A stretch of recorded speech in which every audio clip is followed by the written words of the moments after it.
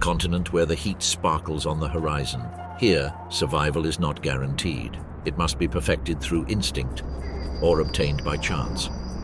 Among the thorns and tall grasses, snakes reign.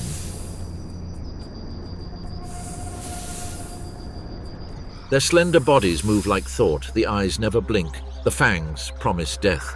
The sun sets today. The air thickens with tension. A whisper through the undergrowth. A cobra emerges from the dust and shadow. Its hood widens like a warning flag. This warning is directed at an arch-rival, the mongoose. It is a conflict that spans generations. Poison stuck against resistance. But beyond this iconic battle, countless others unfold. These are the deadly battles of African snakes.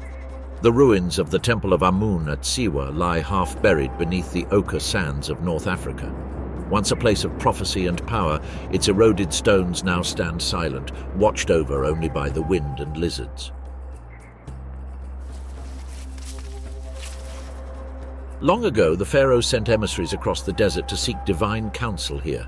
Among the gods sculpted on its walls, one creature reigned supreme, the cobra, sacred emblem of royalty, guardian of the sun, and symbol of the inevitability of death. In ancient times, the cobra was more than a snake. It was a uraeus, the fiery protector that emerged from the foreheads of the kings. For the Egyptians, it embodied both destruction and renewal. Its venom was believed to be the fire of Ra himself, and its hood, the crown of the deity. Legend has it that even Cleopatra, the last of the pharaohs, chose the kiss of a snake to escape her conquerors, perhaps the same species that still roams these sands. Now, millennia later, life is flowing again among the ruins. The desert has reclaimed its temple, but its ancient guardian remains. Beneath a fallen slab, a dark figure stirs, a flash of bronze, a flicker of movement. This is the Egyptian cobra, Naya Hajit. Its scales gleam like aged copper, dull in the shade but flashing golden when the sun illuminates its broad shield-shaped head. The hood spreads in a slow, deliberate arc, framed by faint bands that ripple like breath over stone. From the tip of its snout to the end of its pointed tail, it measures almost 2.5 meters. Its eyes, round and motionless, are a deep amber, capturing every glimmer of light and movement. Its body is robust, deceptively heavy, forged not for speed, but for sudden, explosive attacks. When she moves, she does so with fluid grace, her muscles rippling beneath satin skin. A slight movement of the tongue tears through the air, capturing aromas and vibrations. She senses dust, rodents, lizards, and something else, penetrating, musky and dangerous. This is the scent of their oldest enemy. The cobra slithers forward. Every movement of its body leaves a mark in the sand. It hunts like its ancestors, with patience and precision. Few dare to challenge it. The snake sits at the top of the desert food chain, but it is not without controversy. From the shadows of the ruins, another predator moves. Slender and restless, the Egyptian mongoose.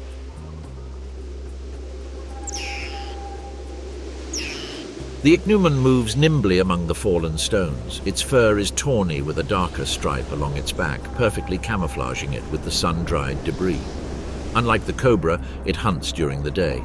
Its paws glide lightly across the sand as it investigates every crack in search of eggs, beetles, rodents.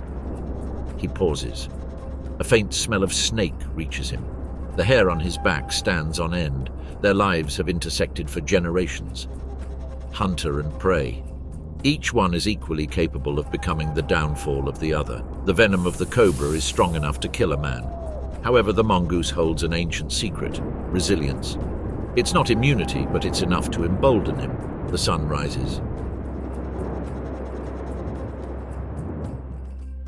The heat shimmers across the dunes, turning the ruins into mirages. The cobra basks in the sun, absorbing the heat within its coils. It needs it to hunt, to digest, to live. Its scales gleam, its hood slightly open in a ritualistic warning. Now it has eggs, buried deep under the stone. She will fiercely protect them. The mongoose also has young. They were born weeks ago, small and blind, hidden in a burrow beneath a thorny bush. But this part of the world offers no rest. The cubs grow, their hunger insatiable. The father must feed them. Each day he ventures deeper into the territory, risking more for their survival. Late in the morning, their paths converge. The cobra moves first, heading towards a shadowy crevice where mice often lurk. But the mongoose is already there, digging and scattering sand. It stops, silence. The cobra remains motionless. For a moment, neither moves, then the mongoose lunges forward. The cobra rears up, spreading its hood and hissing loudly. Its body rises, its front third lifted off the ground, its gaze fixed on the movement. The mongoose pauses, swaying slightly, mirroring its rhythm. The cobra strikes, a flash of movement, so quick it seems instantaneous. But the mongoose is faster. He dodges and counterattacks with his own charge, but his teeth click in the air. A cloud of dust rises between them. They separate, circle each other, and study one another. The cobra's head moves in smooth, hypnotic arcs. The mongoose responds with small, erratic movements. Both await the slightest mistake. The cobra lunges again, this time with greater speed.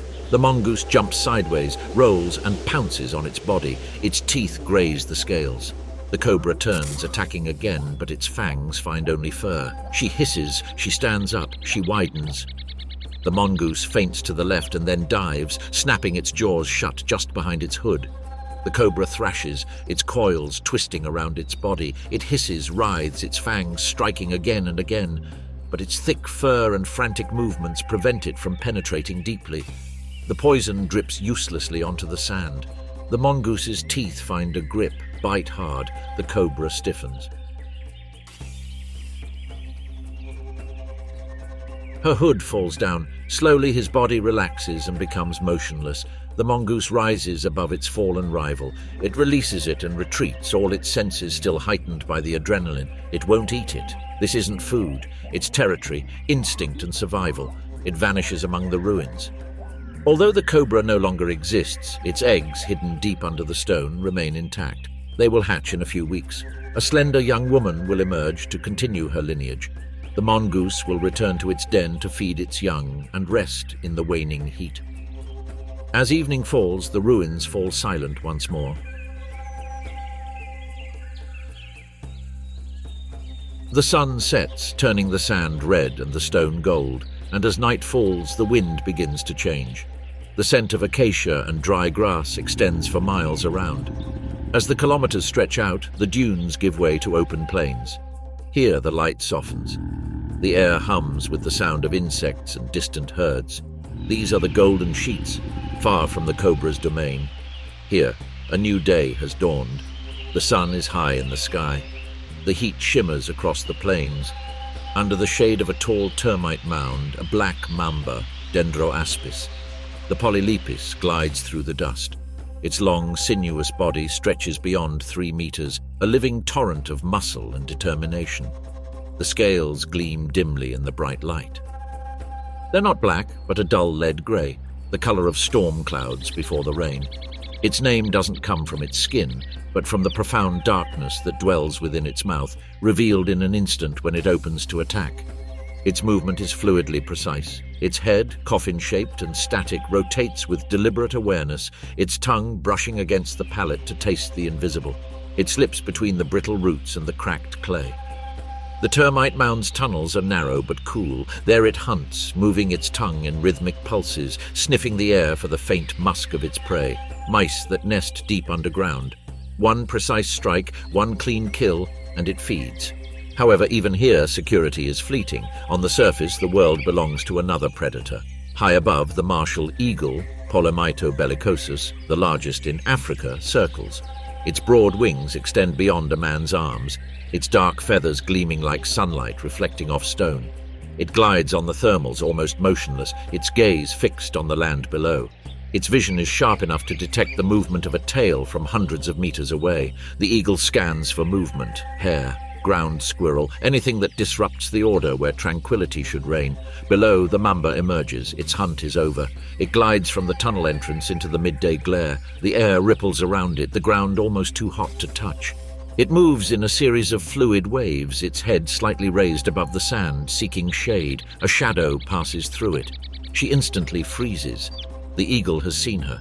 The raptor folds its wings and dives. The sound tears through the air like a whisper of thunder. The mamba curls up, rears up, its hood slightly flared. Its black mouth opens, a void rimmed with fangs. The eagle attacks.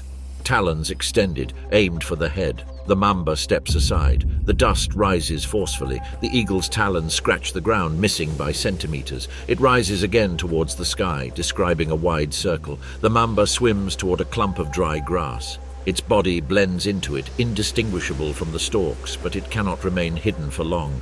The eagle circles lower, its shadow tracing the plain. Its eyes follow it effortlessly.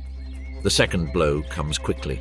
A dive, almost vertical. The eagle attacks with explosive precision, spreading its wings to slow the mamba. Its talons reach halfway down its body, gripping through muscle and scales. The mamba convulses, curling upward, baring its fangs. The eagle soars, dragging it off the ground. The mamba writhes, throwing its head back forcefully and its jaws wide open. A blow lands, a graze against the scaly leg, more reflex than aim. The fangs dig into the flesh where the scales thin. The eagle screams. The bird hesitates, loses its balance. In the chaos of wings and spirals, it loosens its grip. A mamba coiled around a leg is as dangerous as any fall. The snake falls onto the grass, landing hard but alive. Dust and silence settle together. Above it, the eagle soars again, now cautious, its left leg tucked close to its body. The mamba rises, its hood unfurled like a black flag in the sun. Her head sways slowly, reading the air. The eagle observes, but does not descend again. The minutes pass. The magnificent bird perches on a low acacia tree, its feathers ruffled and its claws tense. Luckily, the poison did not enter the bloodstream. It would have been a certain death, but pain alone is warning enough.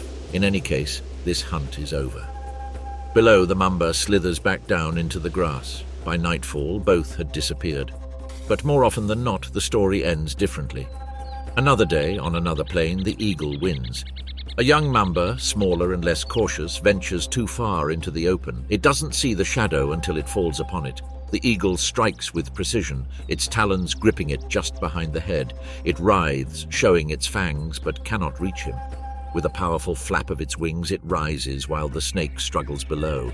In an instant, it lands on a distant mound. A single, sharp strike ends it. Its cry tears through the air. As the dry season progresses, prey becomes scarce. The rodents disappear into their burrows. The hares retreat to cooler hills. The martial eagle most frequently resorts to snakes. For the mamba, every hunt now carries a risk. Its tunnels and termite mounds no longer protect it. It moves at dawn and dusk, embracing the shadows, avoiding the sun's glare. It breeds, lays eggs in abandoned burrows, and waits for the rain. When the storms finally break, the frogs croak, the insects take flight, and the eagle turns its gaze toward easier prey. The plains stretch out until they merge with the gold of the sunset. The wind moves through the grass like a slow tide. A feather falls gently, catching on a blade of dry savanna grass. Somewhere further down, the mamba glides again, and above, another eagle flies in circles. The air cools as the terrain begins to rise. The acacia gives way to the forest. Here the light softens, color replaces brightness. This seems like a whole new world of branches and shadows. Here, high in the treetops, the air is a flash of green light and a silent movement. The forest moves in whispers, the whisper of the leaves, the soft buzzing of insects, the light drip of last night's rain. On a sunlit branch, a boomslang, Dysphalidus type, glides forward. Its scales gleam with mottled emerald and brown reflections, which only break when a ray of light reaches its eyes, round, impassive, golden-green mirrors that register everything and reveal nothing. Not far away, another hunter waits. African chameleon clings to the same branch, its fingers splitting into bundles that grip the bark. Its skin shimmers with soft, mottled green tones, colors that blend in with the shade of the treetops. Beneath its bony crest, two turret-like eyes rotate independently. They map the world in fragments. He doesn't move in steps, but with a strange, oscillating rhythm. For hours, both predators live parallel lives. The chameleon hunts a cloud of mosquitoes floating in a sunbeam. The boomslang follows a grasshopper that brushes against a leaf. They share the same light, the same stillness. Boomslang snake pauses. Its tongue flicks rapidly, tasting the moist air, absorbing scent particles. The snake's head rises, its tongue moving again, triangulating. It has found something larger than insects. The chameleon, oblivious to it all, leans forward. A fly rests just out of his reach.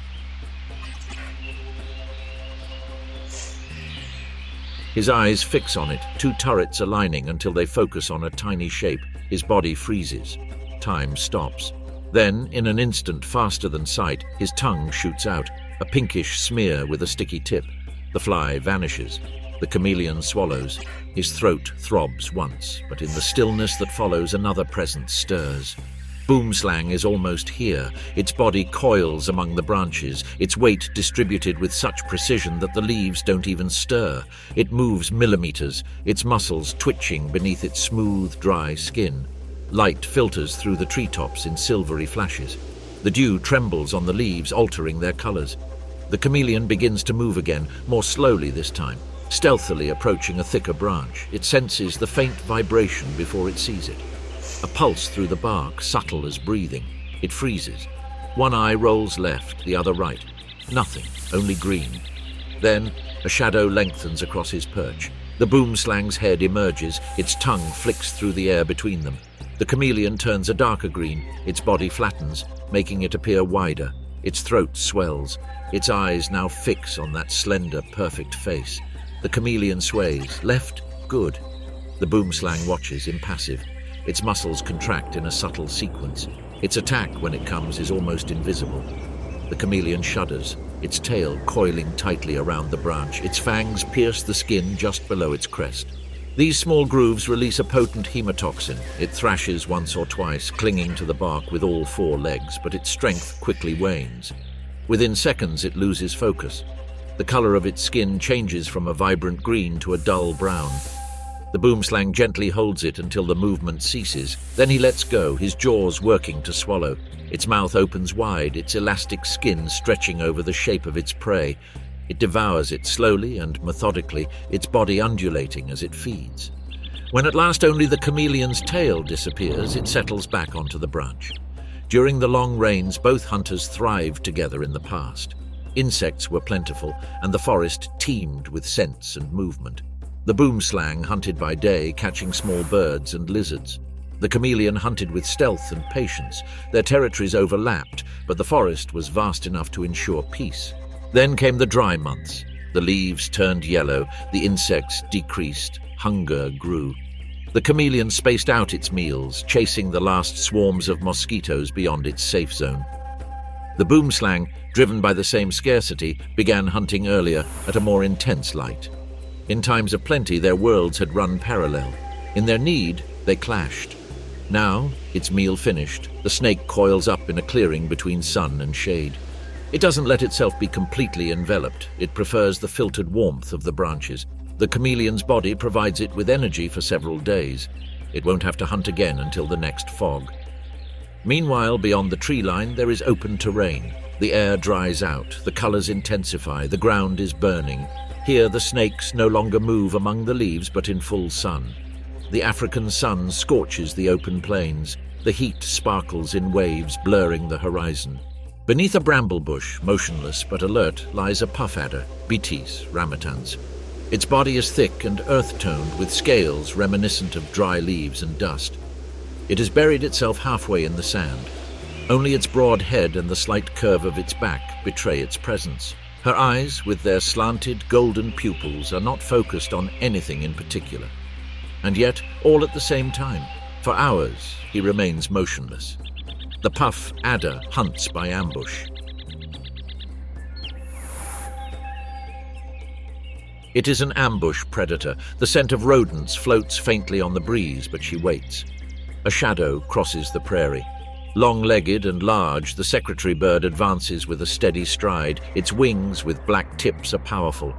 They hold her in balance as she moves through the grass. Its crest of dark feathers stirs with every step, its eyes sharp and searching. It scans the ground for movement. Its patrols stretch for miles each day. It hunts snakes, rodents, insects, everything the earth offers. The nesting season has arrived. Not far from there, his mate is guarding a nest of pale eggs. The puff adder is agitated. A mouse scurried past a few minutes ago, just out of its reach. Hunger torments her, but she remains motionless. She has eaten well lately. Her belly still bears the vague bulge of a lizard. Heavy and slow, she cannot afford the luxury of chasing. The two hunters approach. The viper's tongue flicks once, sniffing the air. A slight tremor runs through its jaw. Vibrations through the ground, regular, intense. Footsteps. It catches the scent of feathers, faint and pungent. The secretary bird is near. From afar, she appears graceful, almost serene. But up close, the bird's long legs end in sturdy, powerful feet. A single blow can stun or kill. Its wings spread slightly for balance as it stops, head tilted. It has seen something. A shallow depression in the sand, scales reflecting the sun just beneath the dust. The puff adder senses danger. Her body tenses up.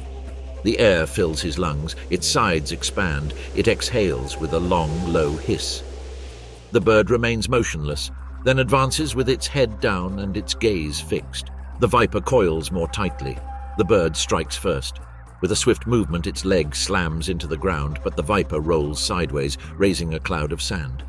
The whistling gets louder, now furious. The snake's head lunges forward, baring its white fangs, but the bird leaps back, spreading its wings and raising a cloud of dust. Again, the secretary bird intervenes, this time more swiftly. Its leg rises and then descends, striking the ground. The puff adder retreats. Each kick lands closer until one connects, a dull thud against the scales. The snake's body shudders. It attacks blindly, grazing the bird's feathers, its fangs inches from the flesh. The bird counterattacks. A rapid succession of kicks, 1, 2, 3. All the rain falls on the snake. The viper's body twists and twitches, its hiss breaking into short, harsh bursts. The sound of its wings fills the air. Dust rises around it in a swirling veil. Then silence. The viper lies half-coiled, its movements slowing, its tongue moving weakly. The bird watches cautiously for several minutes.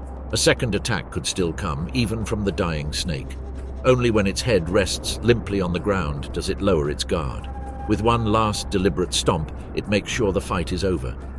The plane falls silent once more. The secretary bird shakes its wings and its feathers return to their place.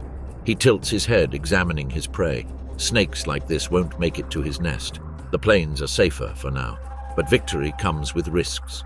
The bird's mate lets out a deep guttural croak from afar. He turns toward it. For the puff adder species, defeat is not extinction. Others lie buried in the same dust, waiting for nightfall, for movement, for the fleeting shadow of a careless step. As the sun slips westward, the air cools slightly. The silhouette of the secretary bird fades against the bright horizon.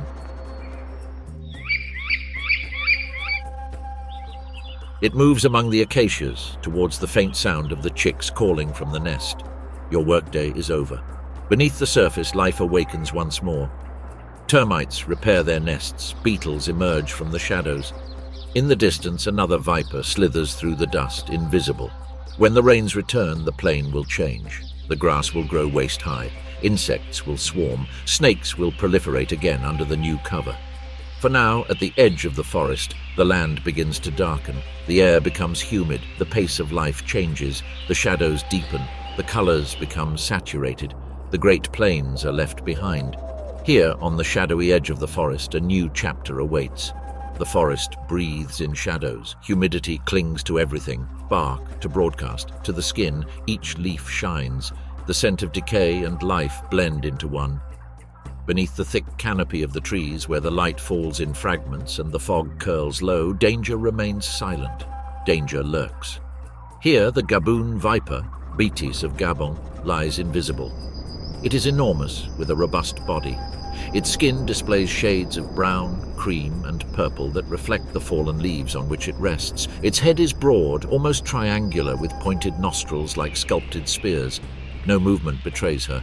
Its breathing is shallow, its tongue moves infrequently, barely tasting the faint traces of what passes by. An African civet, Civetictis, the civet, civetta, prowls among the undergrowth. Short-legged and elegant, its black fur with grey spots billows as it moves. He walks alone.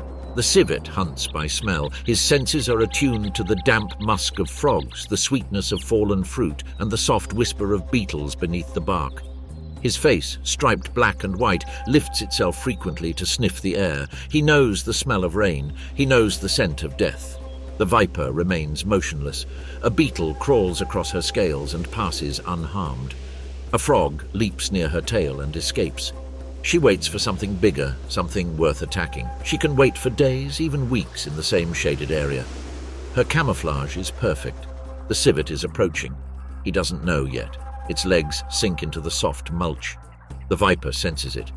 Its heat-sensitive fins detect the warmth of the civet's body as it approaches in the darkness. Its muscles contracted beneath its thick scales, tense like a taut rope. Still, it waits. The civet pauses. Something is wrong. It raises its head, nostrils flared, whiskers twitching. The air is heavy, thick with an earthy, almost unfamiliar scent. The civet lowers its head and sniffs again. One step forward, another. The viper moves. It happens in the blink of an eye, a flash of scales and muscles, a sound like air splitting. Thwack! Its fangs, the longest of any venomous snake on the continent, sink deep. Venom floods the civet's flesh, a cocktail of enzymes and destruction designed not just to kill but to liquefy. The civet screams a short, harsh shriek and leaps back. Its claws rake the earth. Its tail swishes. The viper is freed, now motionless again. Seconds of stretching. The civet stumbles, his muscles contract, but it is not an easy prey. The civet, though wounded, is strong. It pushes its way through the ferns, struggling to escape. The viper watches impassively, slowly moving its tongue as the civet disappears. If the venom takes effect, the viper will find it again. The hours pass. It's raining again. The viper stays where it attacked. Days later, the civet returns to the same patch of forest. The wound on her paw is superficial, a miracle. The fangs barely grazed it, and the dose of venom was small. She limps, but she's alive. Hunger drives her back to the viper's territory, even though instinct warns her. The scent of that strike remains in my memory. The civet moves differently, slower, warier. This time, it hunts frogs near a shallow puddle. The water reflects the treetops, each drop falling in concentric rings. The civet crouches, its gaze fixed. A frog leaps. The civet swoops down and catches it mid-jump. The click of its jaws echoes softly in the darkness. The frog stops fighting, and the civet eats quickly. Unnoticed, the viper moves a few meters, not toward her but to the side. It settles under a tangle of fallen leaves, its head pointing upward, toward a well-trodden animal trail. It knows this route well. Small mammals pass by here every night, drawn by the scent of ripe fruit. She will wait. The forest thickens with moisture as the rainy season intensifies. Mushrooms bloom overnight. Ants excavate new tunnels in the tree bark. The civet's territory expands with the abundance. It conducts a nightly patrol covering a kilometer or more. Mark the boundaries with musk, rubbing its flanks against the trunks. The viper doesn't move from its hiding place. It doesn't need to. The forest provides it with food sooner or later. Weeks later, when the rains begin to subside, a dry calm returns. The leaves crunch underfoot instead of sloshing. The civet is hungrier. Fruit is scarce. Frogs are harder to find. She ventures even deeper into danger. Once again, the paths of the predator and the potential prey coincide. This time, the viper lies beneath a rotten log. Vibrations approach. Light, deliberate, and familiar. The civet. It senses its own scent markings, which fade with time, and pauses to renew them. It rubs its neck against a tree, its eyes half closed. From below, the viper waits for the heartbeat to draw near. But the civet has learned. It takes long strides, avoiding the edge of the trunk, raising its snout to sniff the air. That scent again, faint and reptilian, its muscles tense. A low growl echoes in its throat. It circles slow and wide, its gaze fixed on the darkness beneath the trunk. The viper senses the change. Too much vibration, too much attention, then movement. The civet lunges. Its claws dig into the bark, lifting the edge of the trunk. The viper recoils sharply, coiling instantly, its hood widening slightly in warning. The civet bares its teeth, hissing while lashing its tail furiously. The viper stands firm for another moment, but she doesn't attack. With a slow, deliberate movement, it glides backward, disappearing into the leaf litter, its massive body merging once more with the forest floor. The civet watches until the movement ceases. Then, with a low grunt, it turns and retreats. For both hunters, the night continues. The viper finds another clump of leaves, another hollow trunk. The civet continues on its way, guided by hunger through the endless labyrinth of smells and shadows. At dawn, the mist curls around the roots of the trees and the first rays of sunlight pierce the treetops. The forest is shimmering. The viper warms itself under its blanket of leaves. The civet rests in its burrow. Its breathing slows down. Both have survived another night. Meanwhile, the forest thins out towards the coast. Here the air tastes of salt. The wind replaces the rain. Beneath this ancient canopy, the balance is maintained. The land is dry. The wind moves through the undergrowth like a ghost. Every breath of air tastes of dust and sun. Under the vast and unforgiving sky, life persists only through cunning. From its burrow, the snout cobra, Nadia annulifera, slithers into open space. Its scales shimmer with shades of bronze and dull gold, with faint bands that sparkle in the light. Its hood opens and closes as it inhales. The ground is hot even in the shade in the morning, but she is calm. Her body is cold at night. This burrow is hers. Beneath the roots of a thorny bush, it winds deep, a safe chamber for her eggs. The air vibrates with a new scent. A white-throated monitor lizard, Varano albigularis, prowls among the undergrowth. With a robust body and thick tail, it moves without haste. Its skin is armor, scales as rough as bark, colors that blend with the earth, sand, smoke, and ash. Its eyes, golden and fixed, move with deliberate intelligence. It searches, not for the cobra, not yet, but for what it guards. The monitor stops. Its tongue peeks out, black, forked, tasting the air. The scent is intense now, reptile, musk, and poison. He lowers his head, crouching low, and advances. The cobra senses the vibration before she sees him, a slight tremor through the sand. He rises slightly, unfurling his hood. Sunlight shines into its interior, pale, almost silvery. This is a warning. His hiss breaks the silence. The monitor stops. He does not back down. His nostrils dilate. His tongue starts moving again. He recognizes that sound. He's raided snake burrows before. Most were empty, some weren't. He bears the scars to prove it. The cobra sways, head held high. It doesn't attack yet. It conserves energy, striking only when its prey gets too close. It can strike at a distance of up to 1/3 of its body length. Enough, nothing less. The monitor moves from side to side, tracing circles. Its movements are slow but relentless. It observes the snake's eyes, the glint of its hood. It desires the burrow, not the snake, but she stands in the way. For an instant their gazes meet. Then the confrontation breaks down. The monitor lizard faints, lunges forward swiftly, raising dust beneath its claws. The cobra strikes, a flash of movement, its fangs gleaming white. Venom splashes across its scales but doesn't penetrate. It recoils sharply, raising a cloud of dust with its tail. They start going around again. The monitor tries again, closer. This time the cobra strikes low. Its fangs reach the flesh near the shoulder. The monitor thrashes violently, twists and traps its body in its claws. For an instant they are entwined. It breaks free, but not before spitting venom. He lets her go. It shakes its head violently. The venom burns, but it doesn't fall. Those of its kind usually survive the bite. Their blood fights the toxin, slowing its effect. The cobra retreats to its burrow, its body coiled, ready to strike. The monitor wobbles, then stabilizes. Lower your head, squinting. This fight is not over. He lunges again, not her, but on the ground next to her. Its claws tear at the burrow entrance, scattering earth and roots. The cobra rears up, striking again and again, but its thick skin absorbs most of the blow. Each attack exhausts it. Each lunge consumes strength it cannot afford, so find a brand. The next blow finds its mark, the fangs sinking into the soft flesh at the corner of his lips. The venom flows swiftly, straight into his bloodstream. The monitor freezes, mouth agape, tongue lolling out. His eyes flicker. For a moment, he seems to defy the poison. It sways, breathing heavily, its claws digging into the ground. The cobra retreats. She watches, her hood still extended, her body coiled like a wire. Minutes pass. The monitor's strength diminishes. She collapses, half in shadow, her tail trembling weakly. Her body convulses once, twice, and then lies still. The cobra finally lowers its hood. The hissing fades away. The heat is rising. The sun rises higher and higher, whitening the sky.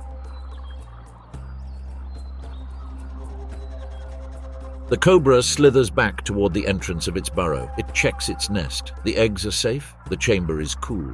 It settles back into the coils of its body, resting. Hours later, the air vibrates with heat. A pair of vultures circle overhead. The monitor's body lies motionless under the thorny bush. The drought worsens with each passing week. The undergrowth cracks even more, the rivers dwindle to trickles of mud, and every creature fights for shade, water, or prey. The cobra hunts at dusk, slithering out of its burrow, following the trail of frogs still clinging to the last damp pools. Another monitor moves through this same terrain, younger, thinner. He too has learned to plunder burrows. He's following the trail too, and in the depths of the earth, the cobra species waits again. Beyond the horizon, the terrain slopes down towards colder areas, water. Down there, the air thickens again with humidity. The river, wide and slow, reflects the fading sky. The fog hangs over its surface. They curl up and thin out with the first rays of sunlight. A sense of calm prevails. Deceptive stillness. Every ripple, every shadow, holds an intention. Below the waterline, a rock python website, glides. Its body, thick as a drifting log, moves with impossible grace. Its muscles ripple beneath scales patterned in tan and brown, each marking dissolving into shaded reeds. The river is shrinking, air carries dust, the pools become shallower, more slowly, and where the water becomes less dense, predators converge. Nile crocodile relaxes half-submerged, its eyes gleaming like mirrors. Its armor shines with algae, its tail sways with a leisurely rhythm. It watches the birds flapping their wings, the fish splashing, the shadows gliding beneath the surface. That shadow is the python. For days he has hunted among the reeds, feeding on catfish, herons, and any other animal he finds in the drying pools. The crocodile has done the same. Their territories now overlap, forced to coexist by the receding water. Both sense each other's presence. The morning light cuts the surface into fragments of gold. The python floats closer, its nostrils barely above the water. Now she sees him, motionless, save for the slow pulse in his throat. To her, he represents both a threat and an opportunity. To him, she is the same. The first movement comes from below. The crocodile stirs, its tail sliding through the mud, sending a slight ripple towards it. Python crashes. Then a burst of bubbles breaks the calm. The attack is explosive. The crocodile lunges, jaws wide open, teeth gleaming pale beneath the surface. The python twists to the side, water splashing its coiled body. It counterattacks instantly, twisting its head sharply, jaws closing on the crocodile's flank. Scales against armor. She clings to him, enveloping him in a whirlwind of power.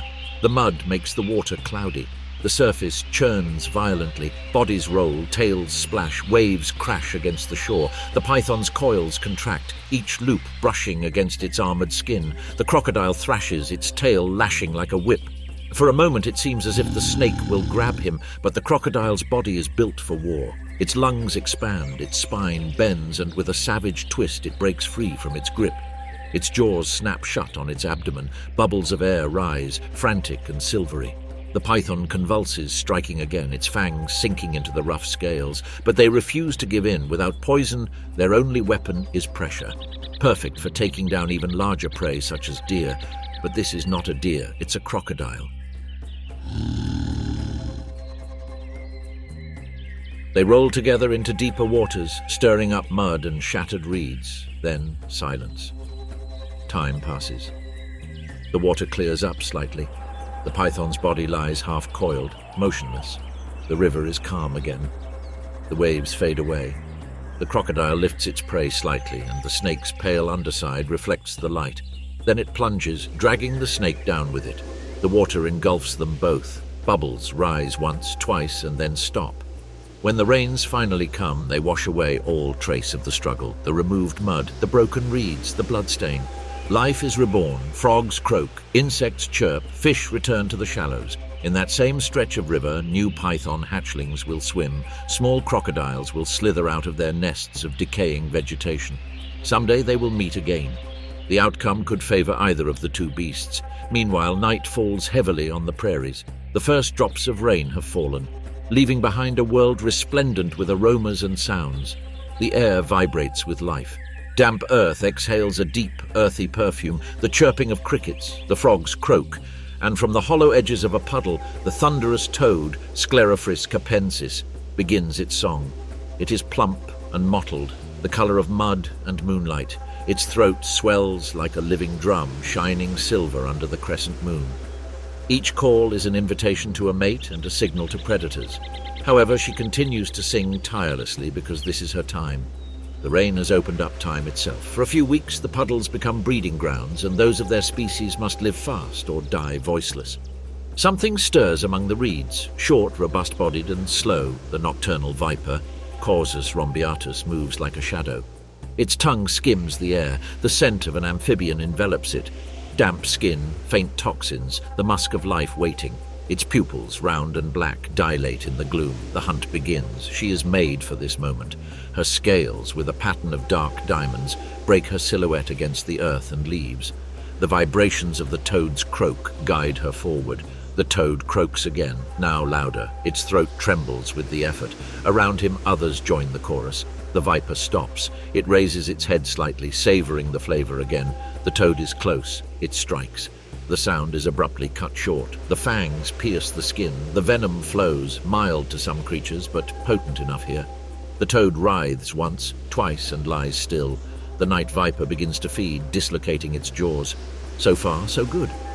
But the toad, with its voracious appetite, is no easy prey. Its skin is covered in chemical defenses, bufotoxins, nature's bitter warning. The viper's body can tolerate much, but not everything. Sometimes, the poison that overcomes it becomes poison itself. Tonight, she resists. Its metabolism burns off the toxins. It continues moving forward, its belly distended and its movements slower. Tomorrow it will rest under a fallen log, absorbing the warmth of the morning light to digest its prey. However, the world of the toad beats to a completely different rhythm. As evening falls, the puddles fill up. The surviving males continue to sing, their voices echoing among the reeds. The females arrive, drawn by the vibration, the promise of reproducing before the rains cease. The eggs are laid on ribbons of clear jelly, anchored to submerged grass stems. Within days, the tadpoles swarm like living shadows beneath the surface. The viper remains hidden, coiled in the shadow of a rock. It watches the water's edge, its eyes half closed, its body motionless. The day's heat descends upon the earth, drying it out. As night falls, the puddles shrink. By dawn, one has completely disappeared. When rains are scarce, hunger increases again. The viper must burrow deeper each night. Its tongue moves constantly, searching for life. A frog's trail, a passing rodent, even the scent of another snake. The world grows quieter as the puddles dry up. The croaks of the toads become less frequent and shorter. In the end, only one voice remains, hoarse and brave. A solitary toad defends a shrinking puddle. Its skin glistens slickly in the low moonlight. It has mated, laid eggs, and outlived its fellow toads. The viper returns. It moves with less energy now, hunger gnawing at its patience. Its body is thinner, its attack slower. But the aroma awakens its purpose. She follows him, zigzagging through the reeds that rustle beneath her scales. The toad senses the vibration. Its call breaks.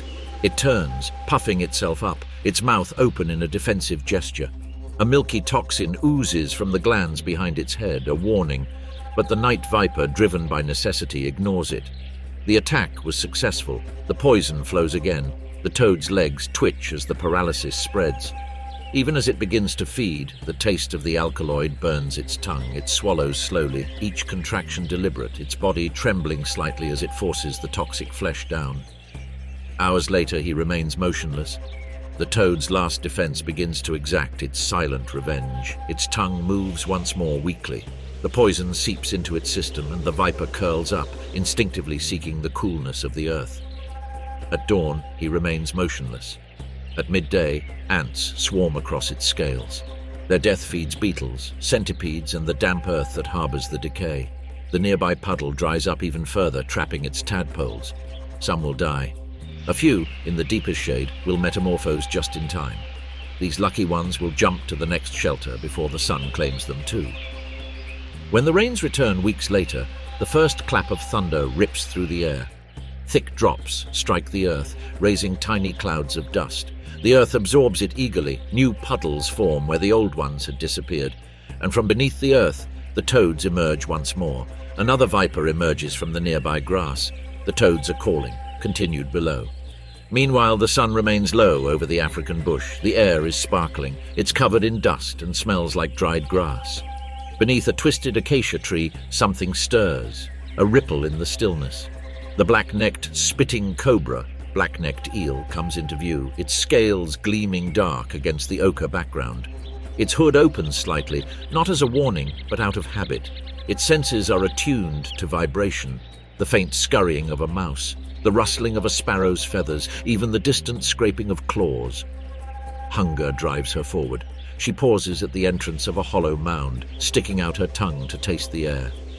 The musk of rodents lingers in the air. She waits. A shadow falls. A honey badger, Mellivora capensis, moves, its gait low and powerful. Its claws dig through the earth as it opens the mound. Its rough black fur ripples with dust. A pale stripe runs down its back like war paint. It hisses, digs deeper, and spits out dirt in a dry waterfall. The cobra tenses. Its body coils, forming the elegant S of alert. She knows the badger species. The scent alone is enough to awaken ancient instincts. She sways gently, spreading her hood, her gaze fixed on the intruder. The honey badger stops, its nostrils flared. Its small, dark eyes find her. For a moment, stillness. Then, a hiss. The cobra attacks first as a warning. Its fangs remain hidden, but its venom shoots in a thin arc, shimmering in the bright light. It hangs for a moment in the air before reaching its target. The badger staggers, blinking furiously, its face covered in the burning liquid. It growls, enraged but undeterred. He closes his eyes tightly because of the stinging. He scratches his face with his claws, shaking his head violently. The cobra retreats, slithering backward, searching for space. It wastes no venom unless forced to. Its hood remains erect. The badger, still blinking, advances again. Its movements are now heavier, erratic but relentless. They find themselves in a tangle of speed and challenge. The cobra lunges, baring its fangs. The badger twists aside, its teeth clicking. Its jaws snap shut on his abdomen. She coils around his head, striking again and again. The venom seeps through his fur and penetrates his flesh. For any other animal, this would be fatal, but not this one. The badger endures. His heart beats steadily. His muscles obey. His blood resists the poison, his body tempered by the tenacity of evolution. He shakes violently, swatting the snake away, and then lunges. Dust rises in a pale cloud as his claws dig their scales into the earth. The cobra writhes, its hood flattened. Its eyes gleam, its tongue flicks, searching for an opening to strike again. The badger lowers its snout. One swift bite, and the fight is over. Silence returns to the thicket. It backs away. Its face is swollen, its eyes red and irritated. However, he does not back down. Panting, he circles the fallen snake. Then, almost methodically, he begins to feed. At nightfall, he lies in the shade of a rock, licking his wounds. The venom still burns inside, dulling his senses and slowing his heart. He moans, restless. But at dawn he will rise again. Your body will eliminate the poison. Your vision will clear. It will be complete again. The cobra has its victories too. Not this one, but others. Its kin thrive in nearby burrows, their agile bodies gliding through the grass, hunting, reproducing, living. The cycle repeats itself. For every cobra killed, another emerges, its hood billowing in the sun. For every badger that limps away half-blind, another cub learns to hunt. Miles away, the rain falls in constant curtains. The humidity turns the forest floor into a living mirror. Every surface shines, bark slippery with moss, leaves covered in droplets. The air was thick with the whirring of the water and the wings. Beneath this green canopy, danger breathes in silence. The wood cobra, Naja melanoloca, slithers among the roots, its body black as wet stone, with faint cream-colored bands. It moves not to hunt, but to protect. Beneath a fallen log covered in moss and decay lies its den. Inside is her handbag. 12 white, smooth and warm eggs, under layers of rotten wood. It curls tightly around him, pressing its body against his. Every muscle is on alert. Its hood moves with the faint pulse of the earth. For days, it has barely moved. It doesn't eat, it doesn't wander. It just breathes and waits. Beyond its hollow, the forest is restless. The rain falls with a slow rhythm, drumming on the leaves, on the mud, on life itself. A shadow stirs among the undergrowth, moving with more weight than the rain allows. A young Nile monitor lizard emerges from the tangle of ferns. With a wide, muscular body, its scales shine with golden and dark olive-green flashes. It is agile, cautious, and built for theft and speed. Its forked tongue, blue and swift, moves, savoring the damp air. It tells stories of frogs near the stream, of crabs beneath the roots, of carrion dissolving beyond the vineyards. He has been hunting since dawn, but hunger still torments him. The rains have brought life, but also competition. The fish are disappearing fast. The crabs are digging deep burrows. The smaller monitor lizards are prowling the same streams. Hunger sharpens him, makes him reckless. Suddenly the air changes. He stops dead, his nostrils flared.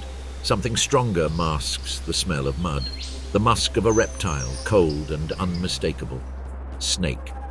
She tilts her head, savoring the scent again. Familiar, dangerous, and yet promising. Because where there's a snake, there may be eggs. She crouches and begins to move step by step, cautiously, her claws digging into the damp earth. The aroma intensifies near a fallen tree, half buried in moss. It squints. It knows that sign. It has raided nests before. It has stolen treasures from the bowels of the earth. It digs. Each swipe of its paw raises clods of earth. Rain trickles down its snout. Mud splatters its flanks. The sound of his work resonates faintly through the hollow trunk. Inside, the cobra stirs. A shiver runs through her. Her body tenses. She raises her head, unfurling her hood like a warning flag. The hissing begins low, like steam from the depths, then grows, steady and uninterrupted. Outside, the monitor stops. That sound stops even the most daring. His tongue flicks a couple of times. The air now tastes of poison. He takes another step, cautious. The rain muffles his hearing, but the hissing persists. Then he sees her. A black flash among the roots, scales slippery from the rain. Her hood reflects a faint glimmer. Cream-colored bands glide ghostly in the darkness. His eyes are fixed, golden and motionless. It turns slowly. She moves to follow her. The air buzzes between them, tense like a drawn bow. Then movement, sudden, absolute. The cobra strikes. Its body uncoils in a flash, a whip of black lightning. It strikes him on the snout, its fangs sinking deep just above the eye. The sound that follows is not a hiss, but a dull thud, venom against flesh. The monitor jerks backward, its tail whipping. Its claws dig into the earth, its mouth opens in a harsh growl. It thrashes once, twice, churning the mud and water with violent splashes. The cobra retreats, head held high, hood spread like a shield. It doesn't pursue. It waits. The poison spreads rapidly. A neurotoxic storm courses through his blood. His vision flickers. The world reels. He tries to move, to spin again, but his limbs betray him. Still, he lunges. This time, its jaws catch her mid-body. Its teeth snap shut, scales scraping beneath them. The cobra writhes, lashing out with its tail. Her hood falls down for a moment before getting up again. The monitor lizard lets out a low growl, dragging half its body out of the burrow, mud splattering its sides. Then it curls up, its body twists around its neck with sudden, brutal precision. It tightens, each turn anchoring itself in the muscle. The monitor shakes and twists. The cobra strikes again, this time closer, a shallow puncture near the soft flesh beneath its jaw. The venom flows more rapidly, its movements become slow, less precise. Strength drains first from its tail, then from its limbs. He staggers to one side, panting. The cobra loosens slightly and then releases. The monitor collapses, its head sinks into the mud, one claw twitching a couple of times before going still. Rain pools on its scales, trickling in small rivulets between patches of gold and olive green. Its eyes turn a dull amber. For long minutes, the cobra remains motionless. Her hood remains raised, her body motionless, waiting for the slightest movement. Only when it doesn't notice does it duck. It slithers toward the burrow, its tongue brushing against the damp air. The smell of death mingles with the rain. She feels the slight warmth of her testicles, unharmed. He curls up around her again, pressing his body against hers, his heart calm. His hissing blends with the rhythm of the water. By dawn, the forest has already reclaimed him. Ants trace fine lines along his flanks. Beetles cluster beneath his tongue. Tiny frogs perch on his back, motionless as the rain falls. Its body will nourish the earth that once hid it. The cobra does not leave for many days. Hunger awaits it, but its purpose remains. The rain subsides, the air grows still. Deep in its burrow, it watches, motionless. Weeks go by. One morning, the eggs tremble. Fine cracks split the white shells and tiny, glistening heads emerge. Chicks, pale, radiant. Their eyes open first, already piercing, already aware. They stick out their tongues, tasting a world they have never seen. When the last one emerges, the mother stays a little longer. Then it turns around and slides out through the gap. She leaves them in the forest.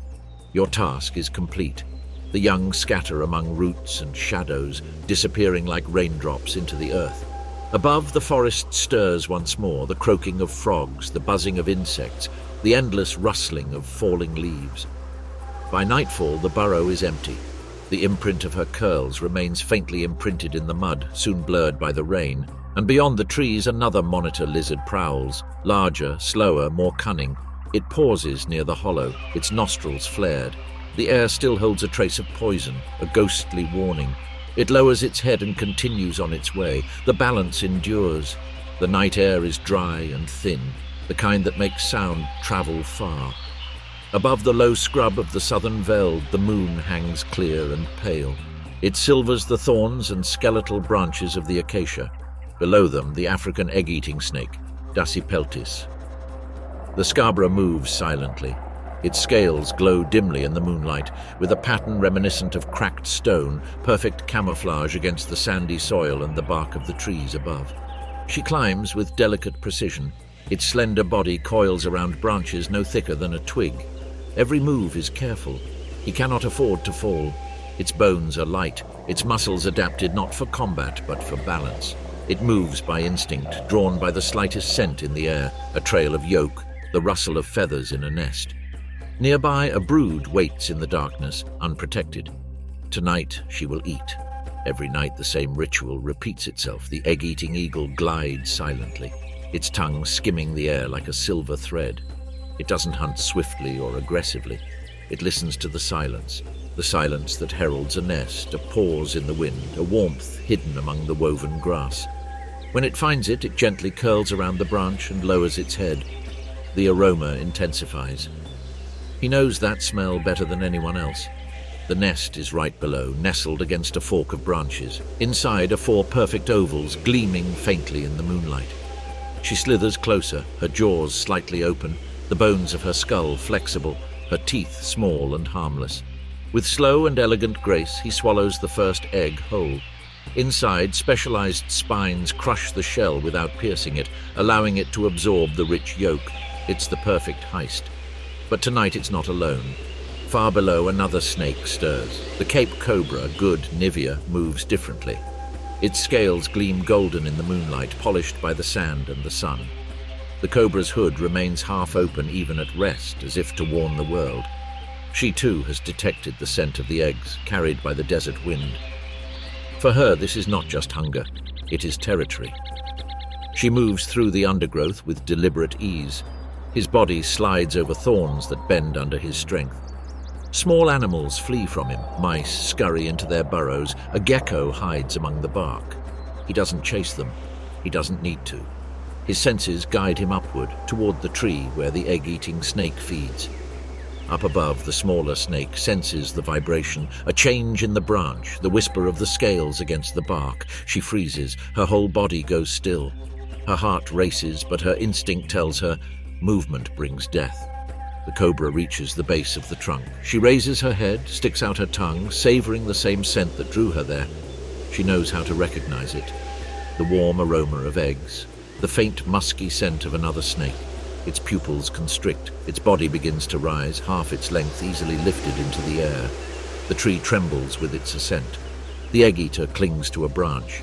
Its body quivers in the wind, longing to merge with the landscape. Yet another line of bark and shadow.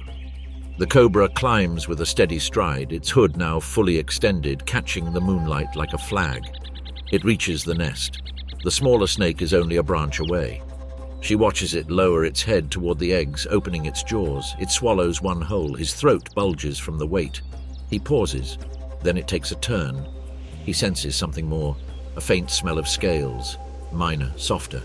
It is not prey. He's no rival, something in between. He attacks. The movement is instantaneous, almost imperceptible. Its body lunges forward, mouth agape, fangs gleaming white. The egg-eater shudders, but not fast enough. The cobra's bite strikes her midsection, deep and precise. Venom floods her veins, a pulse of paralysis and silence. She suffers a seizure, twice. Her eyes cloud over. His body relaxes. The cobra grasps it, savoring it briefly before releasing it. It is not food, but its presence poses a challenge, and challenges must end. It drops its body, inert, into the dust. It coils itself again beside the nest, relaxing its hood and becoming still. The moon is hidden behind a cloud. He eats again, swallowing another egg. Below, among the brittle leaves, lies the egg-eater, motionless. In the cold night, its body slowly hardens, yet its species endures. Deadliest. The scabra lays clutches of eggs in hidden places without parental care, so the resilience of the population depends on many factors. One death doesn't change anything in the overall picture. Tomorrow night, another of its kind will climb another tree, and the cobra will hunt again. With the changing seasons, the scrubland transforms. The brief abundance of nesting birds fades. The wind grows stronger, carrying dust instead of pollen. Both snakes alter their rhythms. The cobra becomes more territorial, hunting smaller snakes, defending their chosen territory from their rivals. Animals that feed on eggs venture into thorny, rocky areas, surviving on the meager food they find. When the rains finally return, the cycle begins again. Birds rebuild their nests, the air fills with song, and eggs once more populate the landscape. Cobras emerge from their burrows. The egg-eaters also emerge, thin but alive. Once again, they both follow the same scent trail, their destinies intertwined by hunger. Under the moonlight, the undergrowth trembles with their movement. Somewhere, another nest lies hidden. Two snakes approach. Neither knows the other yet, but the outcome is written in their nature. The egg-eater will climb, savoring the life within its reach. The cobra will detect the intrusion, and its hood will open wide. The confrontation will be quick, end inevitable. And yet, for every egg consumer that disappears, others survive. At dawn, the cobra basks on a sunlit rock, its golden scales gleaming in the first light. Nearby, a faint whisper. Another egg-eating cobra slithers among the stones, unseen. The desert wind picks up, carrying dust and the faint scent of dry grass. It whispers through the undergrowth, over stones, nests, and silent burrows, moving north towards the dunes. There, in the ochre sands, another cobra awakens beneath ancient ruins, and so the circle is complete.